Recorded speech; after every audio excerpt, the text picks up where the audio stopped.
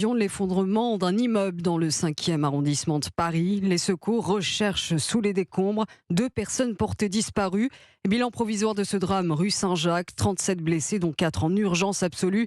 Une enquête est en cours pour déterminer l'origine de l'explosion. Ce matin, le quartier est toujours bouclé. De nombreux riverains ont dû être relogés hier soir. Reportage auprès des sinistrés signé Inès Zegloul. Dans l'immense hall de la mairie, aux allures de palais versaillais, des bancs de fortune sont installés à la va-vite.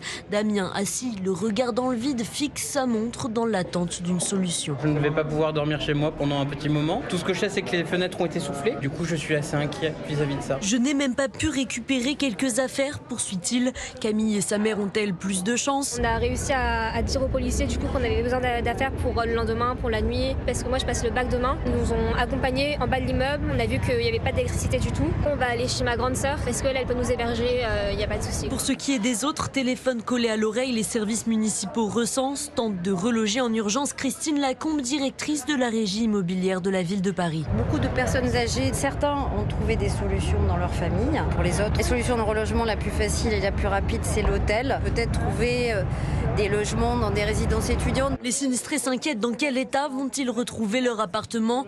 Des vigiles sont envoyés sur place pour veiller sur les immeubles. Inès Zegloul, dans le 5e arrondissement de Paris. Pour Europe 1, on le rappelle, l'effondrement d'un immeuble hier après une explosion a fait 37 blessés, dont 4 en urgence absolue, bilan toujours provisoire. À la mi-journée, les réserves d'air respirable devraient s'épuiser à bord du Titan. Les heures tournent et toujours pas de traces du sous-marin disparu dans l'Atlantique Nord. Le petit explorateur en eau profonde était parti visiter l'épave du Titanic dimanche dernier. Et une question fait surface depuis la disparition du sous-marin.